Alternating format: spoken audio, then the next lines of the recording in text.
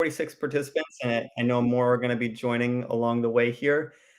First of all, I just want to say welcome, everyone. Thank you so much for taking time out of your evening, to our administration, to our board members, and to our community members for taking time this evening to be here to also engage with us.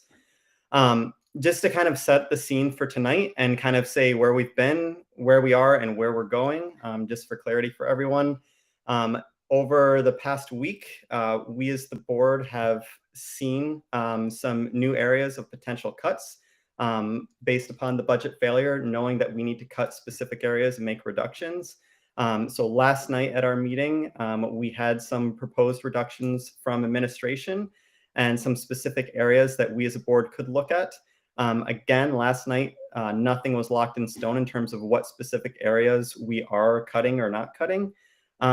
But that is the conversation tonight and also tomorrow that we wanted to be able to have with the community. And one thing that we heard loud and clear as a board is we really wanted community engagement. And I know this is something we've been taking seriously over the year and wanted to honor that, especially as a board, both virtually for those who can't make in-person meetings. And then tomorrow night, we have an in-person community engagement right at the beginning of the meeting for an hour.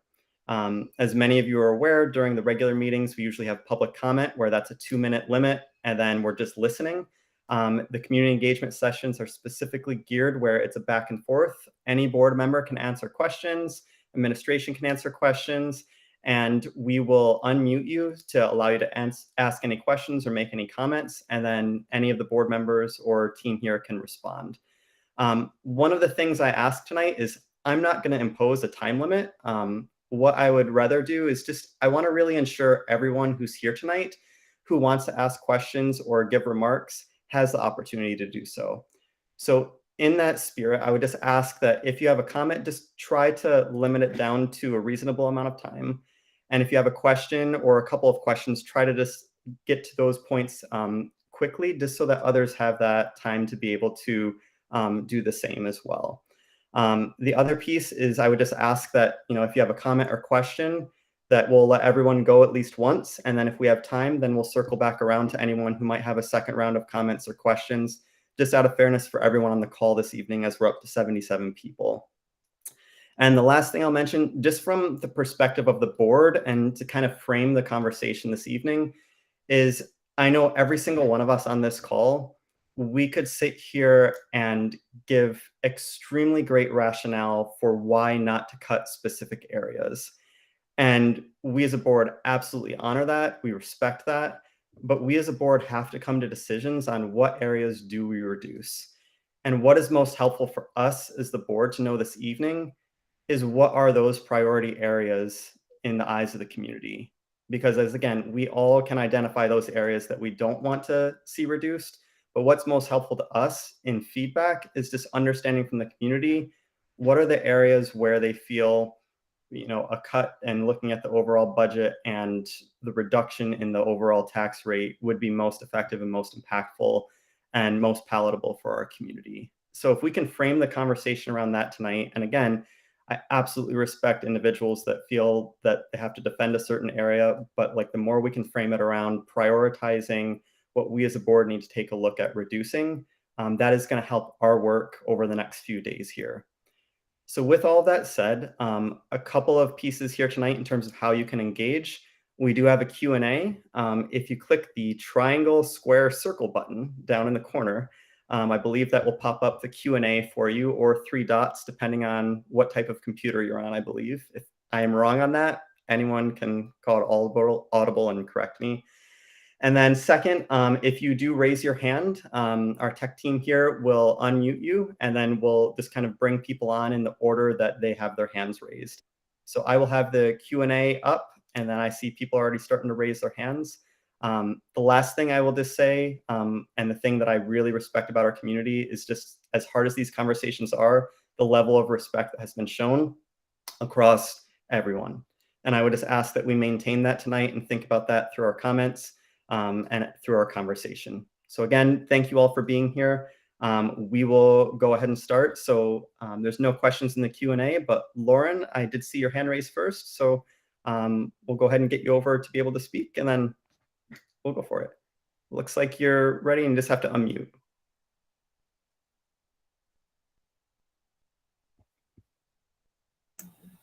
All right. You don't need my video. No, you're okay. No. Okay, great. So hello, my name's Lauren Lehman. I'm a resident of Essex Town, and I have 3 kids in the schools, or about to have a 3rd kid in the school. We've been here for about 9 years, and we really love all the institutions. I think I'd like to start by saying I fully support the proposed budget you reviewed last night with the $4.5 million reduction. I think it appropriately places the cuts in a thoughtful and responsible manner, while recognizing a reasonable fund tax increase that's not so significant that it's overbearing. I think I'd like to say a couple things about the voting no and what that means as well.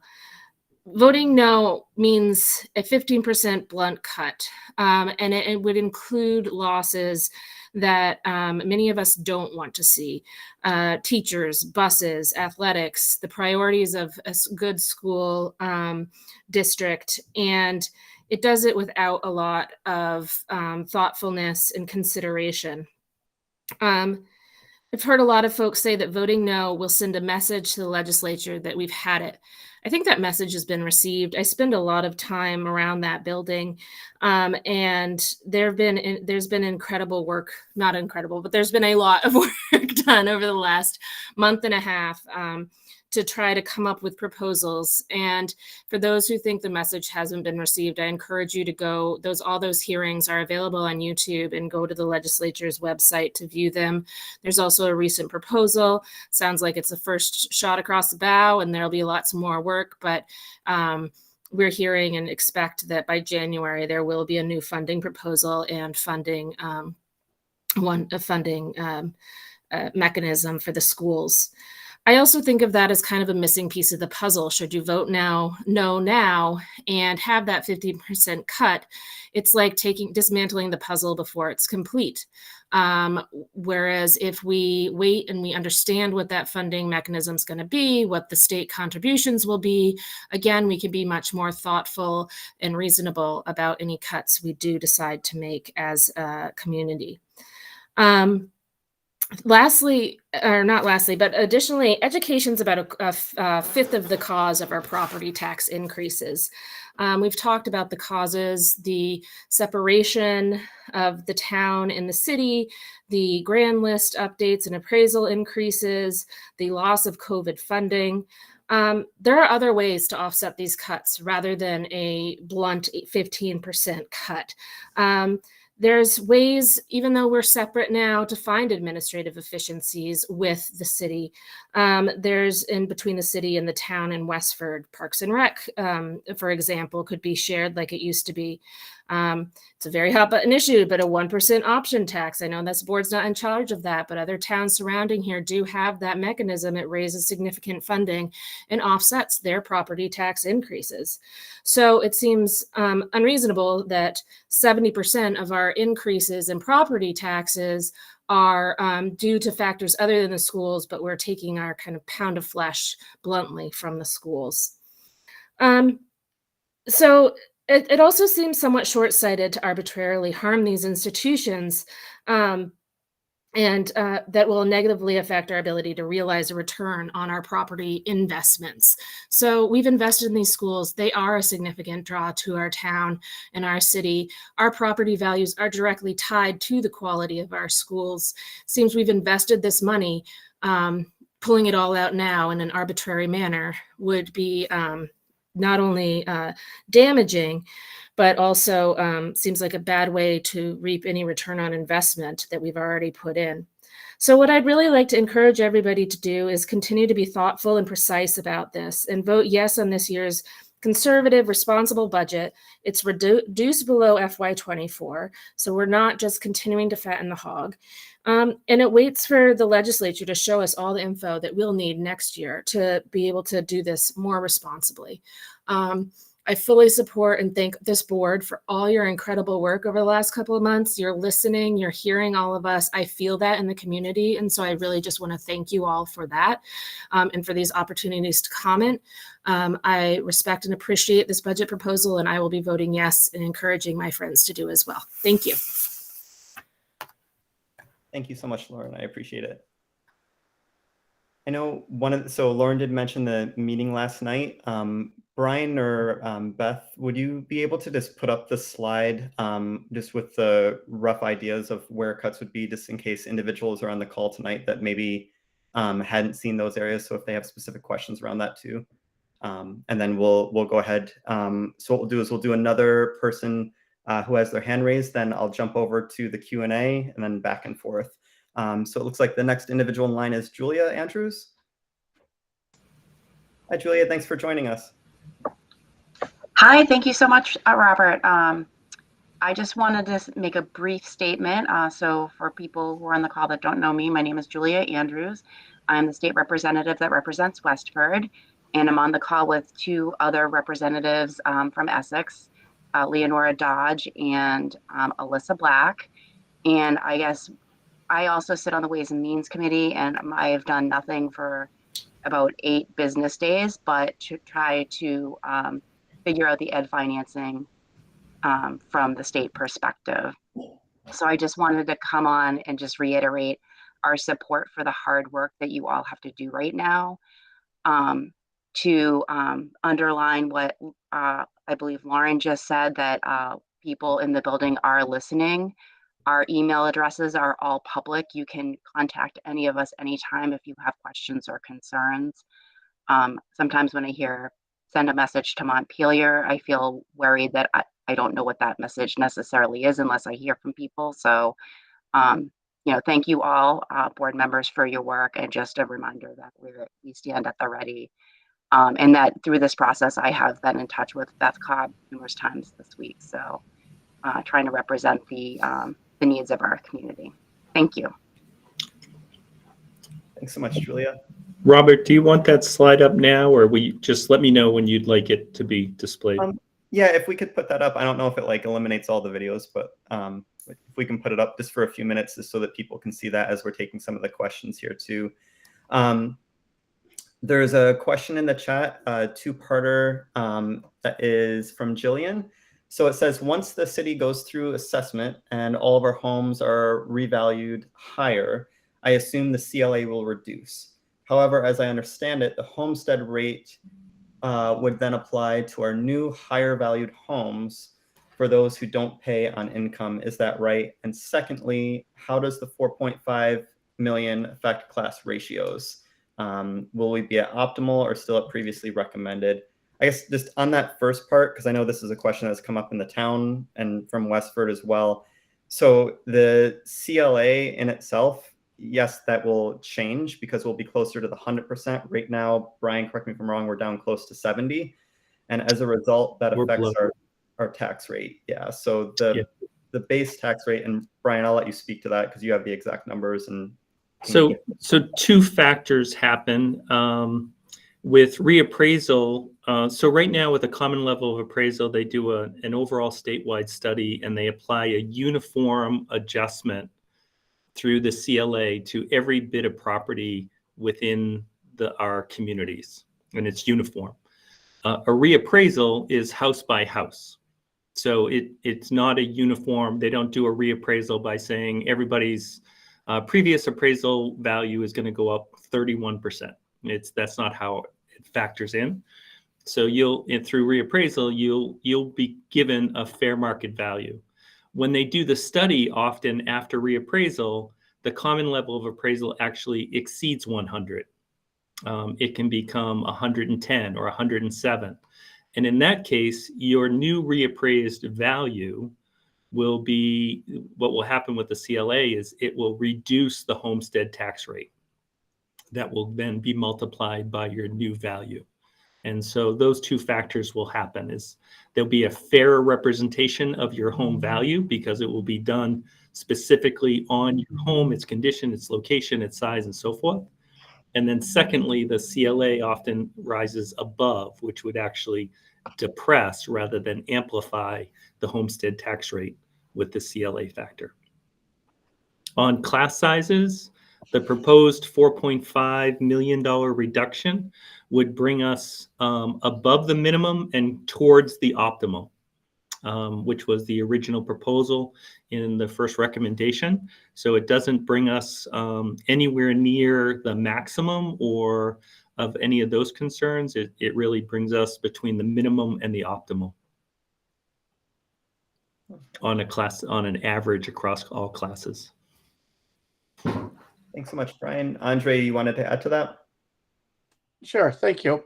One thing to keep in mind in mathematically, your appraisal or for the town or community, your house more than likely the value will go up, the tax rate will go down, but depending on how everybody's appraisal goes, some may be paying more, some may be paying less based on the value of the house and the tax rate. I just wanted to add that because if everything stayed the same and everybody get reappraised at the same amount and the appraisal was higher, then the tax rate would stay the same and still be, in essence, paying the same amount. It's mathematical. Sorry. No, thanks, Andre. So I'll go back to the individuals that have hands raised. So Marcus, you're up. Thanks so much for joining us tonight.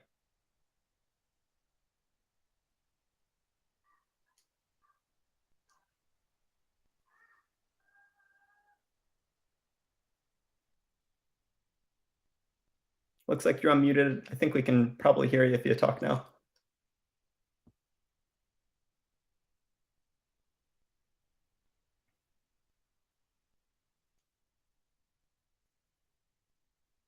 We're still unable to hear you.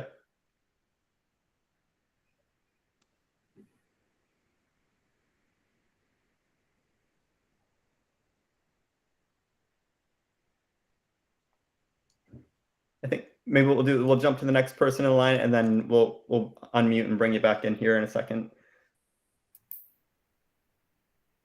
All right, looks like the next person in line is Meredith. Meredith, thanks so much for joining us tonight. Hi, thank you guys for holding this. Can you hear me okay? Yep, you're good to go. Awesome, great, yeah. I really appreciate the effort, the presentation last night, the additional details, some of these scenarios and information. I do want to follow up on my comment that I made last night and the response I got from the board during the presentation, which I didn't have the opportunity to respond back. As I understand, that's the rules of the game. But what I was arguing for wasn't what was responded to. My questions about expenses paid to consultants is one that I brought up in February in a very general frame. Because there's not a lot of information that's been provided, I addressed the outside contractors that I know that we have purchased services from. And I know that we have because in the Essex Reporter in 2002, there's a picture of about 20 staff that went to a national conference, which is great, professional development. I'm all for it, supporting the teachers. But we all know that in difficult budget times, things need to get cut. So I don't know how much that cost, but I could see in one of the line item details you have on the website that about $87,000 were at a travel budget. So maybe that was paying for that travel. I don't know. I don't know what the cost was for the conference itself. Probably not that much, but that sounds like a position to me. So what would be really great, I think, for the community to see is the board highlighting, hey, there are some really cool things that we have done, that we have spent money on, that we're not paying for because we're going to focus on retaining our staff, retaining those coaches that are so important to the priorities of the board, to what were mentioned. And there's another thing I mentioned, and I did address, the fact that there are Essex Westford employees consulting for the company. That is highlighted in awards and in conferences we send halves to. There's a very basic rule of ethics that even if there isn't anything wrong happening, if there is the possibility that something it could be a conflict of interest. And I totally support people getting that national exposure, getting that experience. What would be great, and please tell me if you think this is possible for the board to provide, is an ethics statement or policy that's posted for the district that says, we fully encourage our staff to seek out additional development opportunities, beyond their employment with the district. We will ensure that any procurement of services that may be from companies that Essex Westford District employees are also employees of are recused from any process of recommending those products and procuring them. And I want there to be a process for people who maybe are going to other companies or other opportunities that they may get paid, that they may also get that same sort of pushback on, quote, double dipping, because I believe there probably are opportunities that other teachers have been approached about getting paid that have been denied because it's not the hot topic for the district. And ethically, there's no reason why some people should be permitted to do outside consulting and some aren't. Things like AP testing readers, they often get paid. Do we have any staff at Essex that get to go do that? That's an awesome thing that I would be really proud to advertise about our school. Or are there other companies or other frameworks? So it's more about that transparency, that messaging. Are there things that going forward in future years, future months, future projects that the board does, we can have some of that clearer transparency? Is that something you think you could do?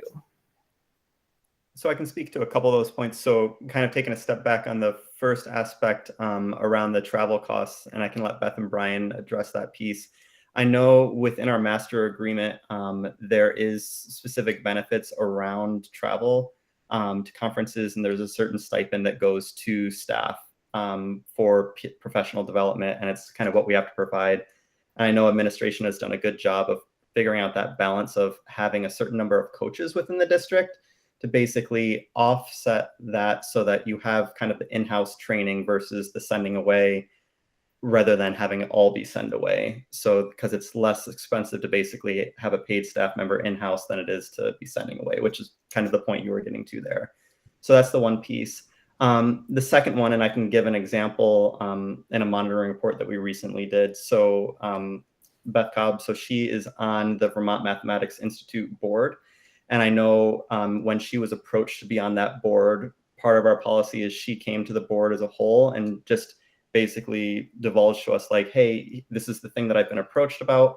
I want to make this clear to the board so that this isn't an appearance of conflict of interest. So that's how we follow through on that process and kind of reporting the same way that a board member, if they feel like, hey, there's this decision coming up at the board meeting and they disclose to the board chair and executive committee, hey, there's this potential conflict of interest. I'm either going to recuse myself or there's the potential of it looking that way, but I want to have this out in the open. So I know like in those situations that is done. And then in addition to that, to thinking through for staffing who are going out and consulting, they have to take time off. They aren't allowed to do that on school time. So they have to take off hours to be able to go and do that, but then they still have to report back.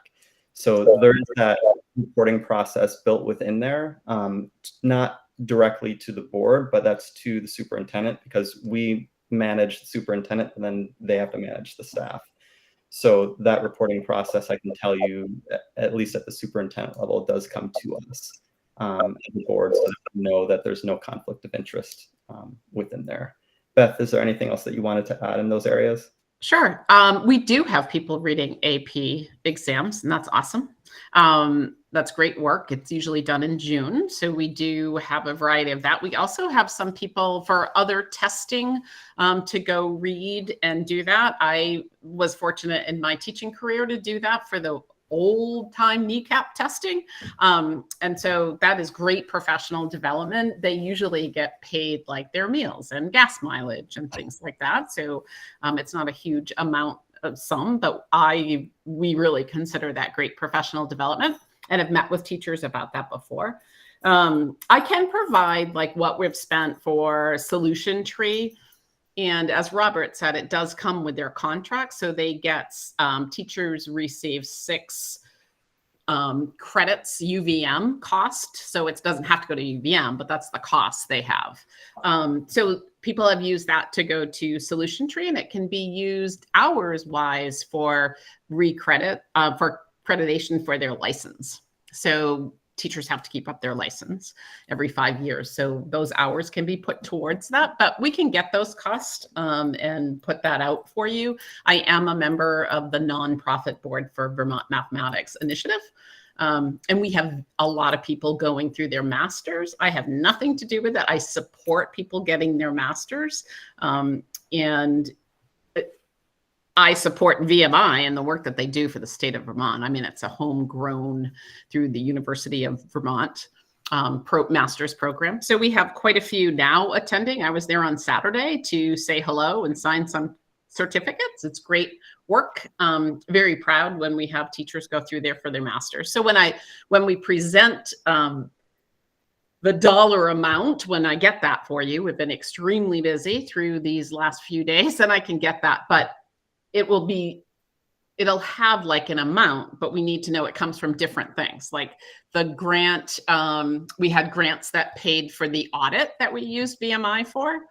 So things like that. We can have a total, but it's a lot of different funding that goes into it, not just tax dollars. But we are looking at, if you look in the green on the slide now, we are really looking at to manage professional development for efficiencies and reduce the impact on staffing. So when we have somebody go out for a couple of days to RTI, we have to fill that. And usually it's a team that goes. That's the best way to do professional development. You don't want to send somebody solo on something. It also, professional development has to align with our continuous improvement plan. And so I know I talked to you last night about that change, right? And it's when I started here and we were a merged district, they were already using PLCs, but we needed to get tighter on that and what that looked like. So they were already with Solution Tree, and that's why we went that way.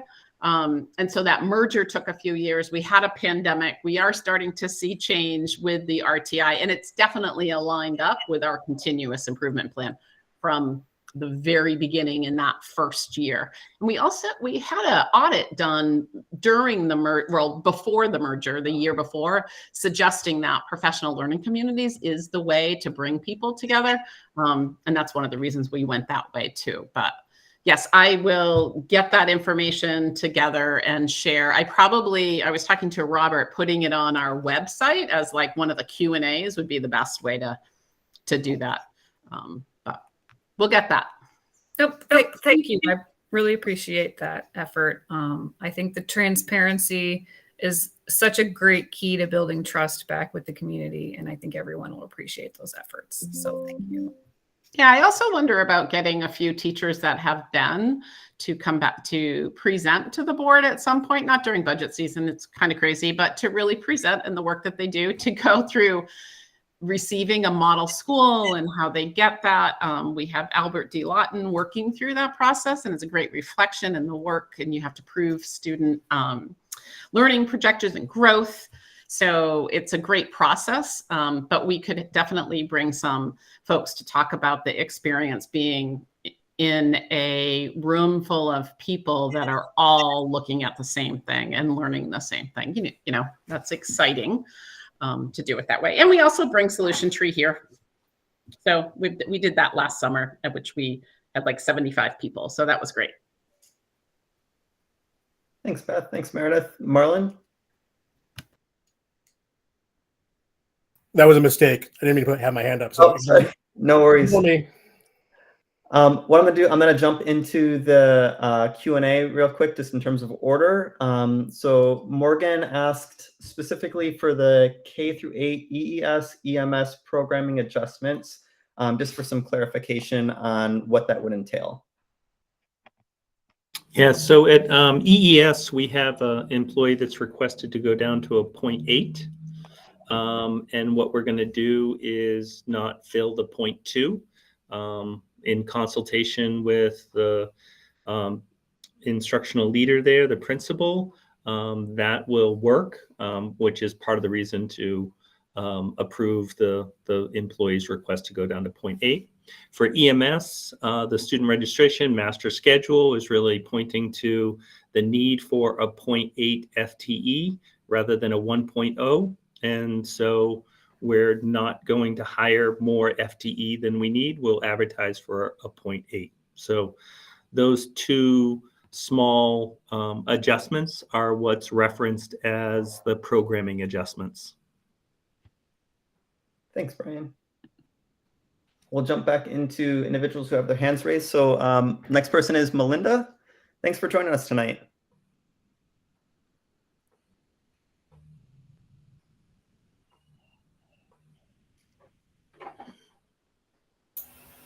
Hi, everyone. Can you hear me? Hi, Melinda. Yep, we can hear you. Thanks so much. Oh, thank you guys for hosting this tonight. I really appreciate it. I had a question about the meeting last night, reviewing the slide and going over some of the general items that would be cut. You touched on some of those and also mentioned some items that would not be cut. And one of those was the addition of 10 RTI coaches. You also mentioned last night in the same not in the same conversation was how we were ahead of the curve in Vermont in RTIs. So I'm just curious as to why, when we're having declining enrollment and looking to make reductions, that we're adding the 10 RTIs, and what is the total cost of that, including the benefits? So I can speak to that.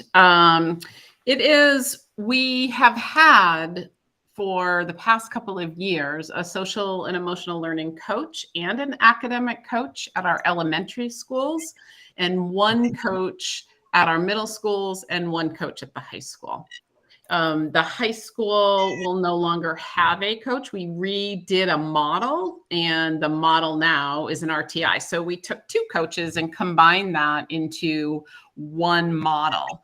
I can explain what the coaches do in a moment. So we've actually reduced the number of coaches. So each K-8 school will have one. Our two larger elementaries will have two coaches, just to do the size of the between a coach ratio and the amount of staff that are in the building.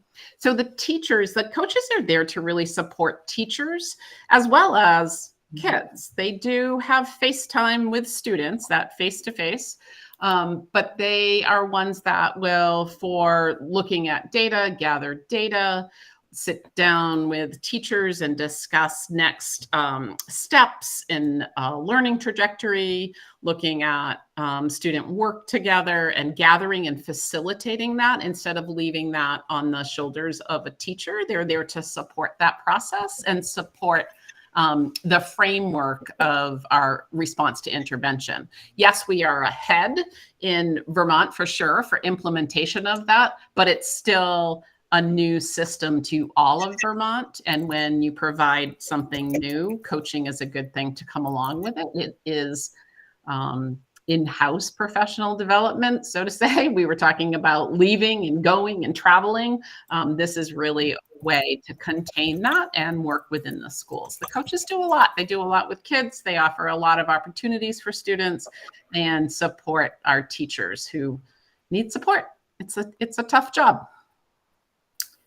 Well, thank you for going a little more into exactly what they do. That's helpful. But I just want to clarify and make sure I'm understanding. So you're combining some of the coaching positions or actually reducing them?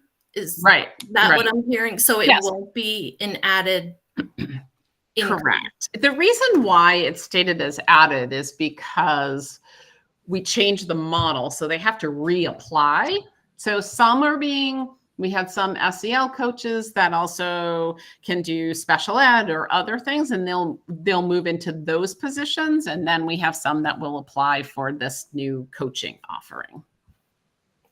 Okay. So hopefully we don't have anybody that was a coach that ends up losing a job over it, that they can apply and get a job. But we're trying to reduce the number as well as move forward with our new system. We think it's the best movement forward for us. And, okay. And Melinda, this is Brian. And so the coaches as well as leads were in the original budget that failed on April 9th.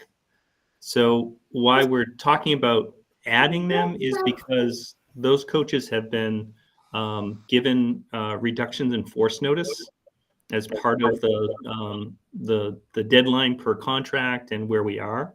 So really, we're not adding them. We're trying to maintain them in the budget, and we've done other trade-offs to try to prioritize that work, that embedded professional development, and the support of our SEL academics and equity work. Okay, thank you again for explaining that. That makes Yep. a lot more sense. Thank you. Thanks, Melinda. Marcus, why don't we try to get you back in here again? Can you hear me now? We can. Hey, thanks so much. Fantastic. I first want to say that I'm feeling a little lost, and let me say it from this particular perspective. I'm out of state right now. I was not there for yesterday's conversation. This is the first time I'm seeing the amount or what is embedded in here. There is a lot of very short lines here, and I'm sure there's a certain level of nuance that I'm missing. So I'm a little concerned. While I appreciate the back and forth conversation, I did find out recently that apparently through a policy that was created by the district, you're not doing hybrid, which kept me out of yesterday's conversation, or at least observing the dialogue to figure out what the direction and some of this stuff, because I'm sure you went into it in some detail. So looking at it for the first time now, I have several questions. And look, let me acknowledge, my daughter graduated from Essex. I don't have kids anymore in the school district, but I am a concerned citizen who wants to be well informed, and I'm feeling lost and I'm feeling disconnected. And so I'm trying to make sure that I'm well informed about what's happening and the impacts of this reduction that's being pitched. I understand the pressure. I was there last week to observe the conversation as it was being held. Totally understand the pressure you're in, and look, I get it. The thing about it is that, again, I want to understand what's behind these things. When we're talking about reductions in transportation services, like how many people are being impacted? Who's being impacted? Based on the fact that I have lived in Westford and know what it's like, and I live in Essex Junction. I've been a part of this broad community, not just one part of it. I get how the impacts will feel across it. So I really want to understand some of this stuff, maintaining fine arts investments to meet student demand. What does that mean? Like, are you cutting all the productions, but you're maintaining classes? What? There's more to this, and I'm sorry that I wasn't.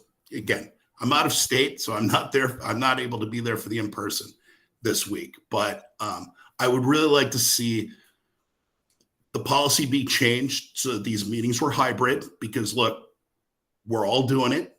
Companies, governments, everybody's doing it. So let's do it. And the other is, again, if I'm going to have to make another vote, please help me be more informed. That's all I ask. Thank you. Well, thanks, Marcus. And I think so. Last night, I think this is great for everyone too. So just as a quick recap, on the one side included, so the blue and green, these are areas that basically are ideas to bring us to the $4.5 million reduction. So these were topics discussed in that Thursday night meeting that you were at the police station. So these are a lot of the different ideas that basically the board brought forward, either hearing from the community or just like as board members looking at the previous budget to then, here are different areas to take a look at, and could we get to a reduction that would bring that total tax rate down and give us a scenario around that. So that's that section. The part not included and then honors board priorities, those aren't cuts at all. So to your question specifically around maintain fine arts investments to meet student demand, that's not reducing fine arts. That's honoring the board priority of maintaining what we have in fine arts. Because one of the questions from the community that we received as board members is, are you cutting fine arts? Are you cutting athletics? these were some of the different nuances that came up. So the part that's listed as honors board priorities is emphasizing the fact that we're maintaining those things. We're not reducing those. So that's that aspect. And then the last box down there of launch studies, when you talk about transportation or these different areas, this is futuristic. So this is, we know in the next 5 years, we have to look at all those areas in that gray box. We have to address them, not just our district, but all districts, because of just looking at cost containment, and not just cost containment, but more efficiencies. And how do we do what we're doing well, but adjust with the times and be sensitive to the local taxpayer and how we implement public education here in Vermont. So that's the future budget cycles in terms of what we're looking at. So with that kind of gives the broad stroke overview of this slide in itself. And then going back to the idea of the 4.5, that brings us to, Brian, if you could go to the one slide where it shows the overall tax rate of where it kind of brings us down to. So in the junction, it would go from where things were currently at the previous budget of 22 down to 14. In the town, 20 down to 12, and in Westford, 17 down to 9. So that's kind of where we were at as a board, and kind of looking through last night. Here are the different areas. The third piece, just about the hybrid aspect, I just do want to mention that Media Factory does do that live. So you are able to watch live if you want. I completely understand the public comment aspect. That is something that the board last year, we kind of did a trial for 6 months just to see, can we cost benefit analysis of the amount that we are putting into this from our governance investment, to have no one attending via Zoom in terms of giving public comment, but people were coming in person. But that's something that we as a board can open up and look at again. But as of this point in time, where we're at budget wise, just cost containment, and that's where we're at this point in time. But hopefully that gives you an overview at least of the 4.5 of those 3 sections of this slide here, and kind of where we're at in conversation tonight of just digging deeper into these areas, helping the community understand what do these areas actually mean, and us as a board trying to get a pulse of, does this meet the mark, or are we missing something, or should something be taken off of this? And that's what we're really trying to gauge through tonight and tomorrow as we move into Thursday to give our final recommendation to administration. So as I mentioned, things that shot out at me looking through this particular list, the reduction in transportation services, again, who is that impacting? How many is that impacting? There's a line item in here about reduction of administrators. I heard that concern last week. I've heard that concern before, but who is that specifically, and what programs or potential work is that going to impact? I would like to know, to understand that. So if nothing else, I think when I joined this particular meeting today, I was kind of hoping for the walkthrough, like an informational meeting, that we've done it on our council, give the information first so that we can, for those of us joining for the first time, right, get that information so that we can try to ask some informed questions. But I'm doing it on the fly because I'm seeing this for the first time. So, and Marcus, we're not there yet for the informational. The board hasn't given us guidelines and voted on a budget yet. So this is some ideas that they brought up Thursday that we're bringing back to them. So that informational night is the Tuesday before the vote. What's that date? Totally understand. Again, recognizing the fact that if what's being suggested is cuts to personnel, I want to understand, before I give you feedback in this dialogue about whether or not I would support or whether or not you should cut, I would like to know, who are we talking about, what programs that are being impacted? Yeah. Because cutting for cutting's sake is not necessarily the best approach. I totally understand, Beth, what you were just talking about, consolidating some roles, right, and redefining those particular roles. That can work organizationally. I totally understand where that can work, but I definitely want to understand again where some of these things are, and those particular impacts. It's hard for me to give you feedback not knowing those specifics behind it.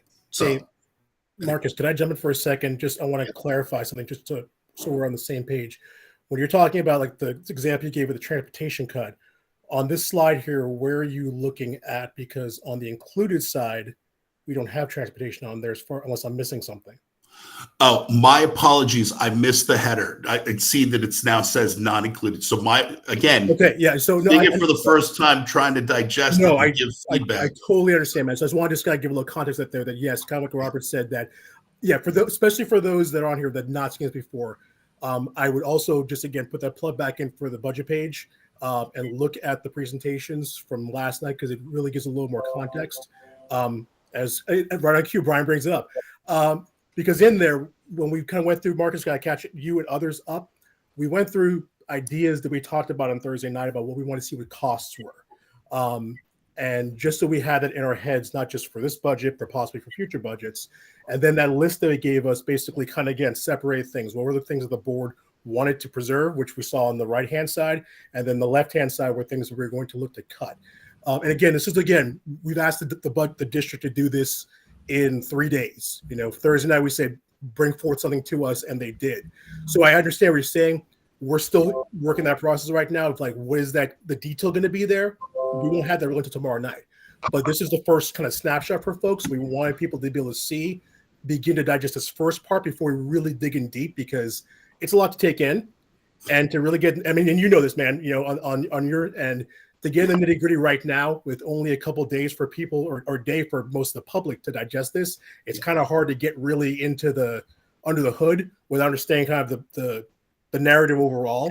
And then we kind of can go from there tomorrow. So hope that kind of explains a little bit better, you know, why we're at this level yet and where we're not deeper in. So I appreciate you recentering that. But again, I'll come back to, again, for somebody who's working right now remotely, it's difficult to follow in things I can't just plug in, you know, in a hybrid. Oh, no, totally understand, man. I totally understand. I just want to give you a little more context to kind of help. And I know others on this call, they're probably in the same boat because they may have missed last night's meeting. So just kind of give everybody a chance to kind of, you know, again, understand why we're at this level and why we're not deeper into it yet. So great. Thank you. Yep, thanks, Marcus. So what we'll do is we'll go back into the chat here. So there's a couple of questions specifically. So going back to, is there a breakdown of the amount of in-house training versus out-of-district training and the ratio attendance against the total pool of eligible faculty? Beth, kind of back to you. That one was kind of going to be discussed a little bit further when you have a little bit more of a breakdown of like how much for Solutions Tree. Is that correct? Yeah, we can break that down. I'm not going to break it down on who did what. I don't think that's correct. And eligibility is if a teacher wants to go and the team is going, we try to help that to happen. We have tried for our coaches and PLC leaders to go. Because they're leading the work. So that's been the focus. But if a teacher came up and said, can I go? We would try to figure out how to make that happen for them. And then they can use their PD money. But again, we're going to really look at that and what do we do to curve those costs? Yep. And then Connie, really quick to answer your question, I think we just did there. So the $4.5 million reduction would result into a 22% for the junction going down to 14.63%. And then it would bring our total spending, net ed spending down to 76,570. And Robert, Yep. just you know, the point is, you made the clear point, because of common level of appraisal, that's really what we need to look at. About 65% of our community will pay on income, and that income those income payers are a primary focus by Ways and Means as they're trying to create the yield bill to make sure there's some one-time relief for income people. And as we get information about that, we'll certainly share it. And then finally, on a homestead tax basis, which is the tax rate before CLA. This proposal of reducing the budget now an additional 4.5 million would result in a decline of that tax rate, and that would be the 7th out of 8 years since merger that EWSD has produced a budget that results in a decrease in the homestead tax rate. So I just wanted to point that out as we go in. As well as if you look at the fourth row that increased from FY24, that's a decrease in the budget, looking at the 4.5 million from last year. Thanks so much. We'll go back to those who have their hands raised. So it looks like the next one is Al.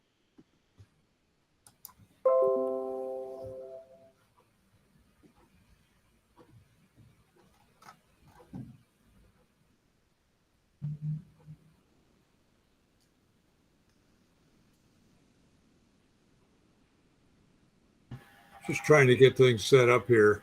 There you go, Al. We can hear you. Yeah, I was kind of curious about a couple of things. I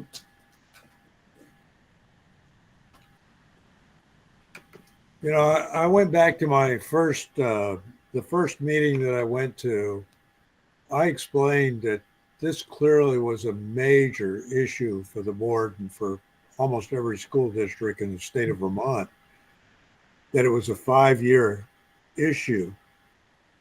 And I realize it's probably a lot to contend with, but it's a 5-year problem, not a 1-year problem.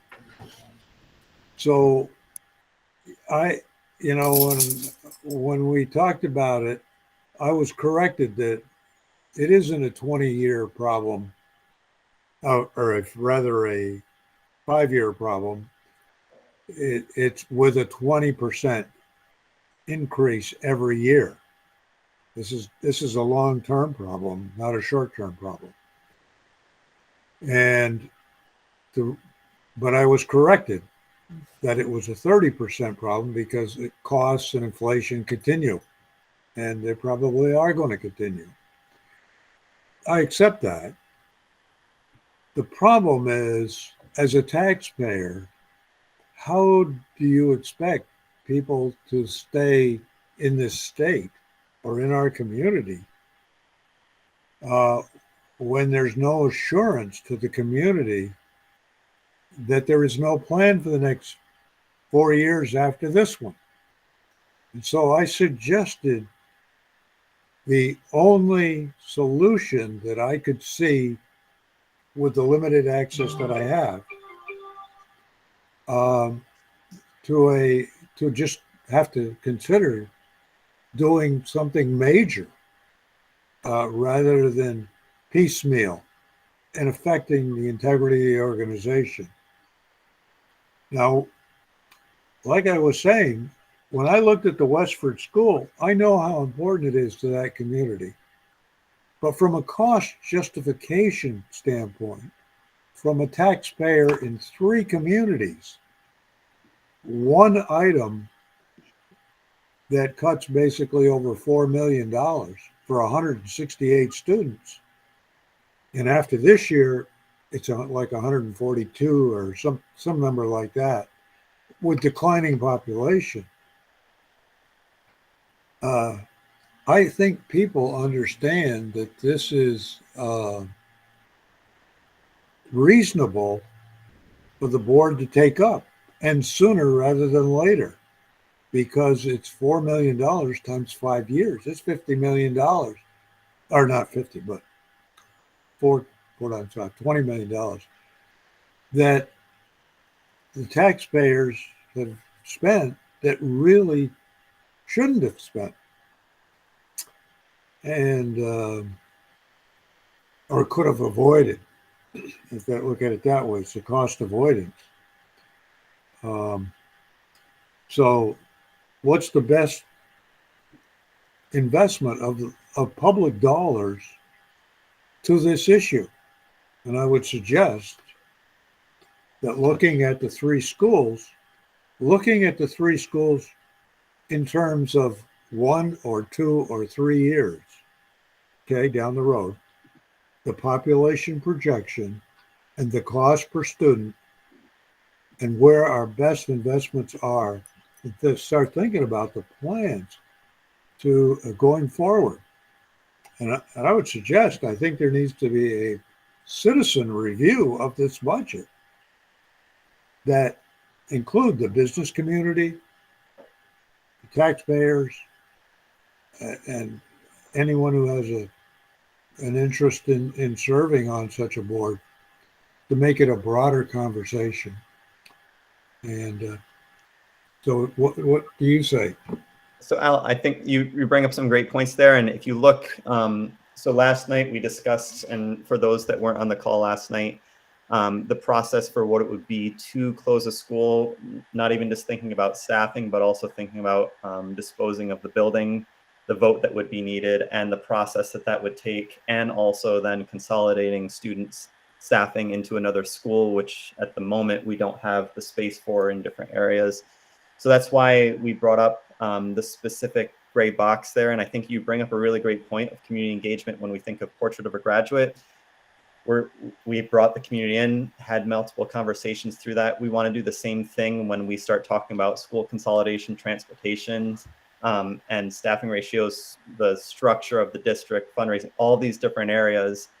As we bring in the community, especially when we talk about the master facilities plan and talking about the facilities audit that we had and the money that we're going to have to spend to maintain the buildings that we currently have, and looking at the idea, especially as we're hearing from the state, newer and fewer.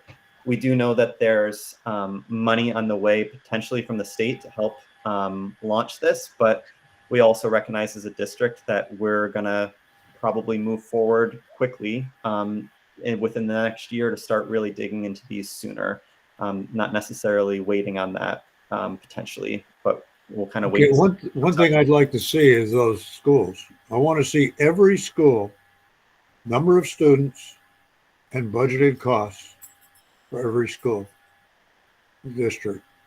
I think it would help focus where dollars are being spent. And then you can ask the question about, well, what is driving costs here? Yep. And what seems to be a reasonable thing. Hey, Al, I can add a little piece that to you there for I'll go backwards there. So the first thing you brought up, you can look at last year's amounts because Brian and Heather and their team put together a great budget report that is on the budget page that breaks down school by school across the entire district. And again, it was the first year they've done it. I think it was a great and very detailed report. I think that'd be a great starting point to look at that there, and you can find that information that I know you're looking to get. Okay.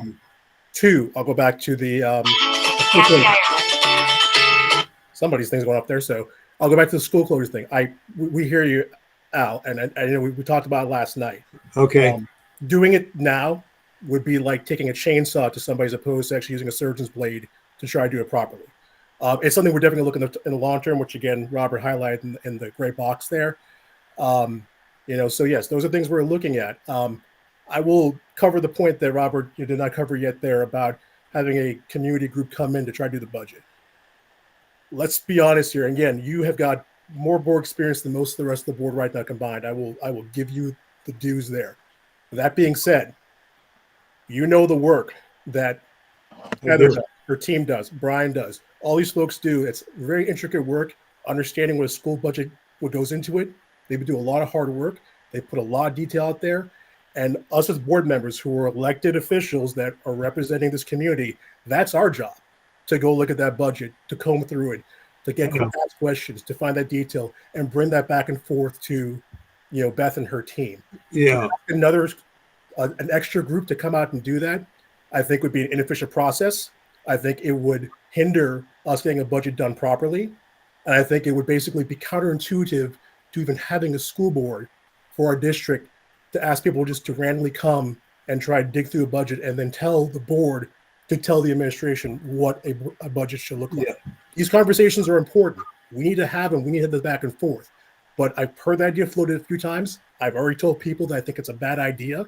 And again, I'm going to say the same thing. If you want to have that intimate knowledge of working with budgets and working with the school board, we have 3 new board members that came on just recently. They are doing that work.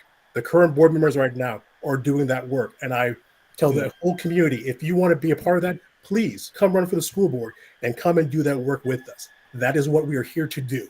That is our job. And I'll leave it there. Yeah. So, I get that. It's just that. Al, one thing, we do have a half hour left, and we have still a number of people that want to have. Okay, I have one other item. Just The really percentages that you show for increases in Essex Junction, Essex Town, and Westford. Yep. Do not take into account common level of appraisal. People should not get there's going to be an additional tax if you own property it's not properly so Al, by the community. So you should be listing, in all fairness, the total amount of the tax increase in each community. That includes CLA.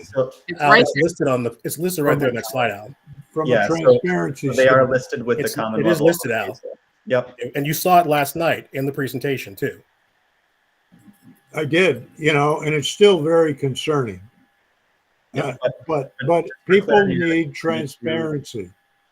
Right. I think for clarity from the community, so the 9.67, the 12.70, and the 14.63, those are reflective of the common level of appraisal. So I just want to clarify that to the community that is already factoring that in.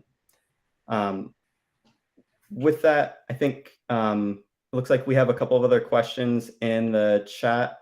Let me just get back to those really quick. And then we have a few more people that want to be able to speak. Going back, Robin, here you had a question about missing yesterday's call, but about consolidating. So again, just to clarify to the community that right now in the current ideas going forward, consolidation is not part of the idea for this budget year, just because as the reasons we explained, the timing that it would take, and there'd have to be a vote, there'd have to be disposal of property, all of those different aspects. So it wouldn't happen. None of that would happen this year or have that impact on our current FY25 budget. The other piece of just about the board doing effective oversight finances and the money spent on thousands of dollars of artwork. So just to clarify on that one, and it is in the FAQ on the page that Brian showed there before. The district, I know that has been out on Facebook. The district did not spend thousands on artwork. And in terms of purchases or large amounts of purchases, that is stuff that comes back to the board, and that's in our consent agendas. So such as in different meetings, we've seen boilers, we've seen different contracts, anything over a certain dollar amount has to come back to the board on the consent agenda. So just wanted to answer that one quickly. The other question that was in here, just to answer quickly, oh, I guess that one was taken off. It pulled back. So I will go back into the individuals waiting to talk. So Connie, you're next.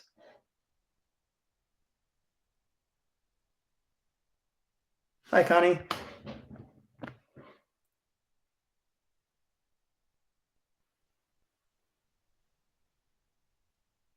I think you're still muted there. Oh, can you hear me now? There we go. We can hear you now. Yep. Okay, so I'll have to start all over. So what I was saying is basically my comments are going to be very similar to Alan Marcus in that we're still at a double-digit tax rate here increase, which is unpalatable to the homeowners and our taxpayers. So essentially if I net out what they're saying, it's looking at staff and infrastructure are the big ticket items to start tackling.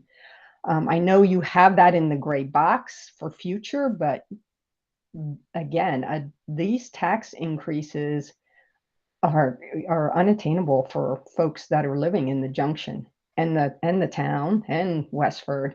So I think it's time to really roll up the sleeves and look at that. There's my comment. I did have a couple other questions in this. I'll poke at what is the current teacher to student ratios that we have in our school district, and how does that align to the national standards? Where are we in comparison? And I think, again, I'm going to go back to folks who had previously said we need some facts and data around making these decisions to see what we're trading off. Because the gut reaction is, oh, if we cut teachers, our students will suffer. But I don't know, if you cut teachers, where does that land us in the ratio that we're at? And I'll also, there was one thing that jumped out at me here in green that you included in the new budget was probationary teachers, cutting those. Do I understand that right? That probationary is, I'll say, like a poor performer or somebody that's going to be separated? What does that mean? That is the newest teachers. So as they come, that's in their contract. So the first 3 years in our contract with EWSD, they're called probationary teachers. So they've been with us for 1 year. Yeah. Okay. So if we flip on that a little bit, as things to consider as well, are there teachers that are, I'll say, nearing retirement or nearing their end stage of work? Is there options to look at encouraging them to leave, a buyout, encouraging them to leave to get the younger teachers in, and save money on salaries there? I mean, those are things, have they been looked at? We did offer a retirement incentive or a change of career incentive, we called it as well, last spring. So they had to notify us in October of that. And we did receive a few, and they were mainly in our arts program. And it didn't, not a lot of classroom teachers. So in looking at our class size policy, as you were referring to, our class sizes range from like an average of 16, 17, 18. As you go up, there's 19. Some might have 20. There's a lot of research out there too. And I understand where you were talking about, Connie, where the, what does it say, the nationally? We know some national studies and they're much larger. When they talk about small class size, they mean like 25 instead of 35. Of course, we're different in Vermont and we don't want that large size of 35 for sure. But I hear that, but I hear all that, but yeah. I also think in Vermont, we can't sustain double-digit tax increases. So we got to make some really hard decisions on what is our priorities with our students and kids. And the things that don't rise to the top, the cream that doesn't rise to the top is going to have to go, I mean. Right. And you can look on our website and it has the student and staff ratios. It will show you, I think they're there, Brian, right? With the class sizes. They were, in some cases they were. But I mean, after some of these cuts, and I mean, to comment about people who are concerned about, oh, you're going to cut 2 teachers. Oh my God, my kids are going to suffer. I don't know, because I can't tell by cutting these staff what that results in. Well, we do have a reduction in enrollment. That's where we got those. So there is definitely a reduction of our enrollment. We're not harming kids by doing those. And I mean, that's good, but I also think there's things that we need to reduce. We probably do have a lot of overhead in teachers that we could reduce and not have children suffer or kids suffer in schools. The other comment I'll say is, what about, and in my world, I'm going to call it the overhead, the non-teacher kind of population, and reducing admin costs and things along those lines, even more. And then the third comment I'll say is, again, I'm going to go back to infrastructure and buildings. That's a big ticket item that instead of pushing that off for future, we may have to face that now. So we do have in this proposal for the board, we do have additional district administrator and staff reductions at the district office. It's about 20%. So it's quite the reduction. I don't think next year we can go back and cut more. It'll be slim. And we've looked at that. We are also on that gray box, you can see that we are going to do staff ratio studies. And that's also being done in Vermont, and they're proposing that they're going to create class size policies for us and what that looks like. So Okay, and then one last thing on that chart that you flashed up, or somebody flashed up about the tax increases, you know, the colors. If we go to that, it looks like there's one that you've looked into with even more cuts, another $1 million there of reduction. What's that play? What are the facts behind that? Why is that not up for discussion? The one that's grayed out there, the 5.5 million. Yeah, these are offers that we brought to the board last night. They haven't decided on the 4.5. They certainly could look at the 5.5. Brian, do you want to speak to that more? Yeah, because I mean, directionally, it's going in the right direction, you know, right tangent there, but you know, it still is this double-digit increase that's not palatable. But yeah, I think you know we fully expect the board to take tonight's conversation, tomorrow night's engagement, have a discussion over the course of the meeting on Thursday, and then deliver us their guidance. We just tried to contextualize, you know, if it was a 4.5 million, what might be possible with regards to striking a balance between the quality education that we can be proud of and trying to be responsive to the local taxpayers. And again, trying to focus on those things that we have most control in. And we're not involved in the initiating of any reappraisals. We're not involved in the equalization study that the state does to create the common level of appraisal and so forth. So it was really just to create some dialogue around this, and primarily, you know, we did have an interest to make sure we didn't spend, you know, our very short period of time being overly concerned that we're looking at a budget that was going to eliminate all sports and co-curriculars and do that kind of stuff, because I think some of those are decisions that have lasting impact to our students and our families. Yeah, I hear you, but I know this school budget is very emotional, right? It's an emotionally charged discussion. And by putting the facts out on the table of, and I'm just going to throw something really, you know, if you were to cut all sports, or you were cutting 20% of the sports, whatever that is, what would that, you know, line item is? If you did this, this is the savings, but this is what the hit means to the students or to the families or whatever it is. Yeah. If you go through that type of discussion, and this may be where Marcus was trying to allude to as well, is you put the facts on the table, and people are going to have to, the voters have to make tough choices. The school board has to make tough choices on this one, but you can see the trade-offs. Then you close a school, it's going to save you $4 million.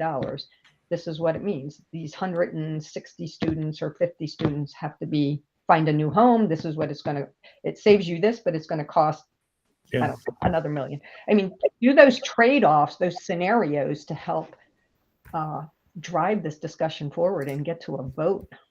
And those are in the beginning of the slide deck. Brian just flashed those for I was about to say the same thing. That Connie, if you take a look, and it was up very briefly, the slide presentation that we have showing right now that's on the budget website that has as you brought up athletics, that number's in there. We asked, those are questions that we asked the administration last week. And in that current presentation, you can see some dollars attached to certain things, athletics being one of them, so you can see what that would cost. And I would suggest watching. We have posted the Media Factory's video of last night's meeting.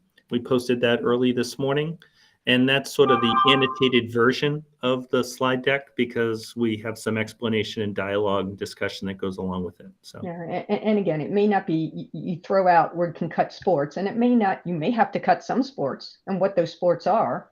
You know, you prioritize where are most of the students, what are the most valuable or most sports that people are engaged in, and you may keep those, but you have to cut some of the others out. You know, those are the trade-offs at this point. I think we're down to, because I'm not getting a double-digit raise, and probably most people on this call aren't getting the raise to help offset, to help pay for these tax increases. Well, thank you so much, Connie. I'll say my piece. Done. No, thank you so much for joining us tonight, though. Jumping back into the chat here, there's a couple of other questions. When looking at slide 6, the EL teachers are also included with the number of school counselors. I noticed EL coordinator was so looking for some clarity around that. Is the EL coordinator for a building-based position or a district-based position? Yeah, as we put this on the screen, and Beth kind of covered what the attempt is, we really qualified that this is still a work in progress. We're trying to interpret how the ed quality standards work, what it includes, how it compares to our FTE, where those FTE fall into essential and important. So this document is taken a continued cycle today. It will be worked on tomorrow and then delivered to the board and publicly posted for Thursday in its current condition. So this is a work in progress. It was really attempted to demonstrate what it is the work is happening right now. So we actually had a meeting this morning with all our district leadership, and we raised the same question of making sure that there is the right comparability and the right structure to this chart. Another question in the chat is, why does the budget add coaching positions instead of interventionist positions? Teachers are overwhelmed by high need in classrooms and positions lost through reductions. Why more coaches when teachers need more help on the ground? They don't need coaches, they need help. Beth, do you want to speak to that, or Brian? Sure. Our coaches do provide help on the ground. That's what they're there for. And they also provide help for students. There's support in the school. Going back to what you were saying before, the role of the coaches, like they have a student-facing position as well. So it's kind of, I guess, because I know there's a shift from interventionist. Do you want to?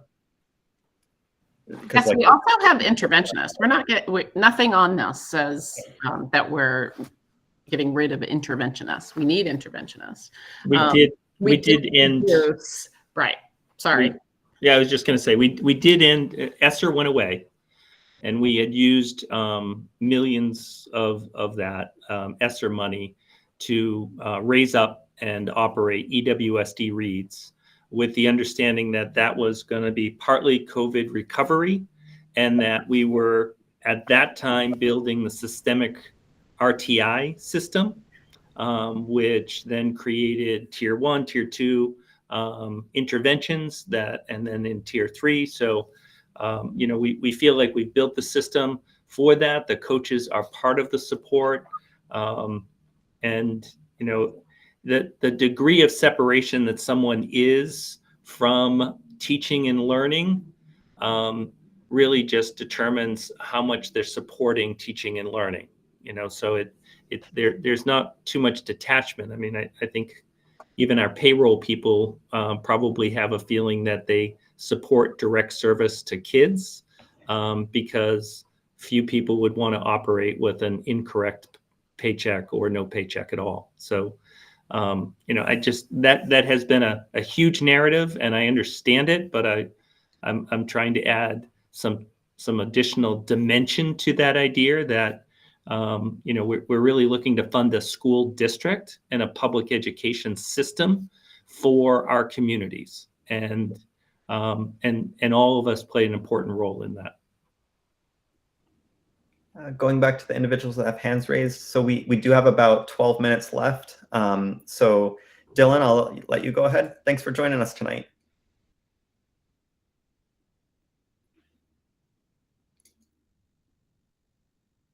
I think you just have to unmute. Hi, everyone. Hopefully you can hear me here. I'll see if I can even throw on my camera. Dylan Giambattista here. I'm a resident in Essex Junction and have kicked around the education policy circles here and there. I served in the community as a state representative from 2017 to 2021, served on the education committee, and have thought a lot about these topics. I've been looking back at the history in the statewide education fund and some of the policies that have led to this moment. And it's worth noting that when I started my term back in 2017, the total spend was just under $1.6 billion statewide, we're up to $2.3 billion in just around 8 years. That's a $700 million increase. And I do want to call this out because I think it's important information for the community, but also to put in context what our school district is dealing with. At the same time, over a period of the last decade or so, we've had a series of largely unfunded mandates placed upon local school districts and administrations. Those include dual enrollment, personalized learning plans, proficiency-based grading, pre-K, which is essentially a voucher program that takes public dollars and uses them for multiple purposes, including private vouchers, special education services reforms, and some changes to the weighting and pupil weights. At the same time, the state has shifted some of the liabilities that they bear responsibility for, but previously funded out of the state's general fund into our statewide education fund. That includes pension costs, which is about $47 million this year, includes school meals, $26 million, things like healthcare costs that have just been rising, unfunded mandates within the education fund. It's important to know that that system is a self-balancing fund, so all of the inputs in terms of revenue will cover the cost of whatever school districts vote for. And so I just want to call out that this certainly, I would lay the lion's share of the challenge at the statewide system level, and that is to say that the statewide education fund and policy decisions have contributed to this challenge that we have in front of us. But I do think that the district can proactively contribute to the solution, and I hope that you hear the voices that are calling on you to do that. It's really important. I mean, the folks' ability to pay in the communities that you serve is, I know it's a priority. And I have seen this district and its administration consistently prioritize affordability over the years since Act 46 was adopted. I think we've achieved a lot of excellent outcomes. But this statewide system, I don't see any near-term solutions. Certainly for the current fiscal year that you're working on, you have to get a budget passed. We've already had one fail with about 68% of the voters voting against it. There's going to be another vote, but I fail to see how that vote will be successful without some pretty big changes. And so I applaud you for considering pretty bold actions here. And I think it's a sign of some courage amongst the board, the administration, to consider these decisions. And I think as community members, whether it be in Essex Junction, Essex, or Westford, we're all supporting this system. We want to see a good education system for our kids. And I would encourage you to look at the big solutions here, because this funding challenge, while I appreciate that state lawmakers today passed a bill that includes a study that recommends some near-term, short-term recommendations coming up in December, it's very hard for me to envision the political will to significantly change our education funding system in a way that results in material savings. So what you are going to face is another year of this and another year. That will require some pretty bold actions to consider what we have for resources and think about the community's ability to pay for them while balancing those educational objectives that I know we all care a great deal about. So thank you for your service. And I would encourage you to consider some of the bold options that you have in front of you. And I know that you'll do it with an eye toward preserving excellent education, but also doing it in a manner that folks can afford. So thank you. Keep up the good work. Hey, Dylan, I really appreciate it. And just to give other background as well, Beth and I will actually be meeting with reps tomorrow, along with a few other school districts across the state, to give input and to give just some insight in terms of what our communities are facing to help try to address some of these more major issues that are going on. Erin, go ahead. Hi there, and I apologize for not being able to put my camera on, but I did want to also, just to give a little bit of context for people that are on this phone call, I just wanted to share a little bit of history as far as, how our district historically has prioritized being, sensitive as far as, being strategic about our budgets, being sensitive to the costs and the impact. Our district was one of the only districts in the state to rise to the challenge years ago. And I believe, Brian, you can correct me if I'm wrong, I believe it was Governor Douglas who challenged districts with the challenges for change. We were one of the only districts in the state that took on that budgetary challenge. And also, more recently, the merger. We were one of the few districts in the state that recognized the benefits of merging districts for financial benefit, obviously also for, consolidation.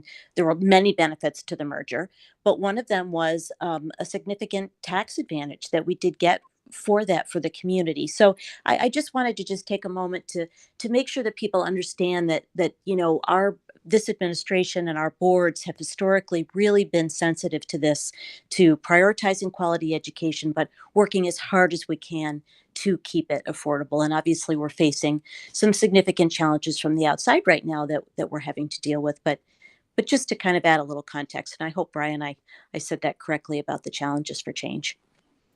Thanks, Erin.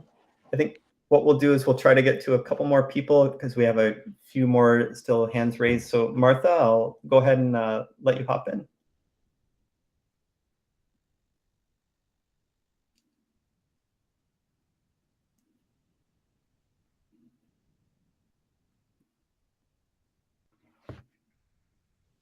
Sorry, my question was about I see on the slide deck for potential savings an EHS administrator position. The cost, I think it was $170,000. I was curious if a central office administrator is the same cost savings and if that's on the table at all. That cost is salary and benefits. And yes, we actually have 2 administrators that we're discussing eliminating positions. One has already been eliminated, a pre-K director, and then we're discussing other options for another director. That's in this proposed budget as eliminated. Thank you. Thanks for joining us, Martha. And then Barbara.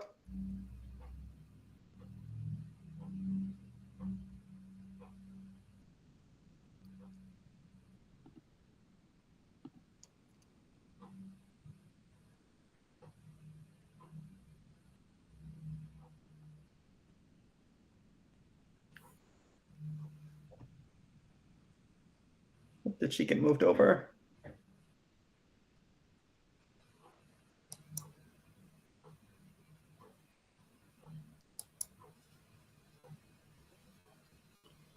All right, while we're trying to move her over and in, I'll quick jump back into the chat here.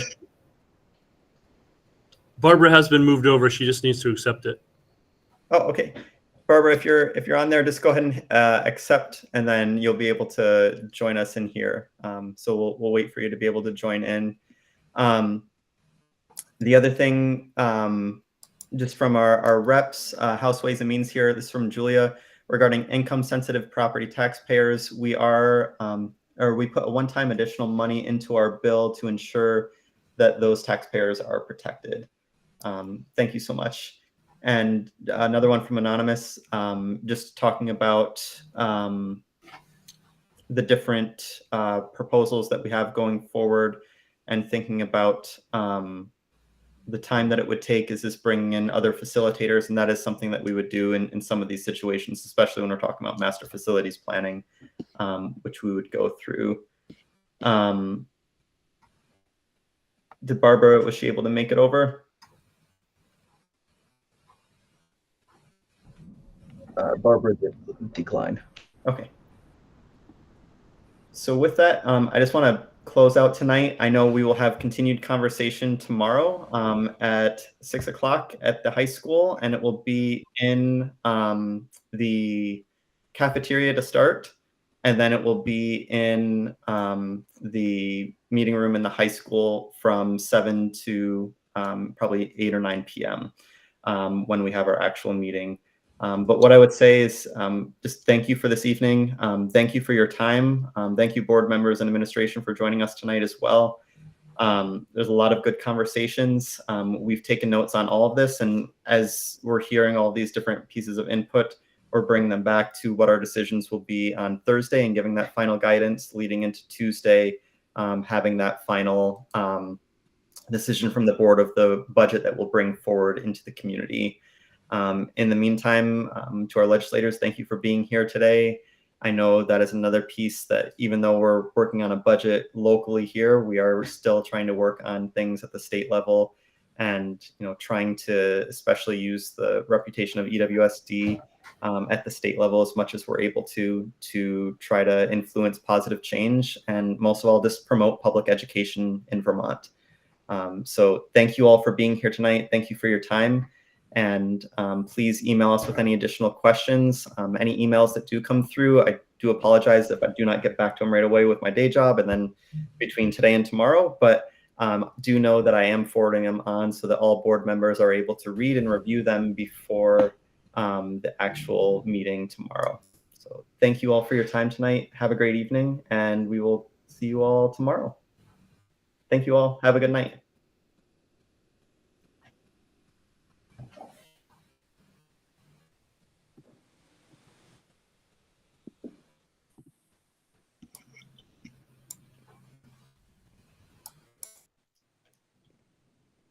Thanks for helping with the technology, CJ and Peter. Yeah, thank you guys. Anytime. Yeah, appreciate that big time. You're getting good at it, No CJ. problem. Thanks everybody for being here, by the way, so much. Thank you, everybody. Thank you, administration. See you all soon. Bye.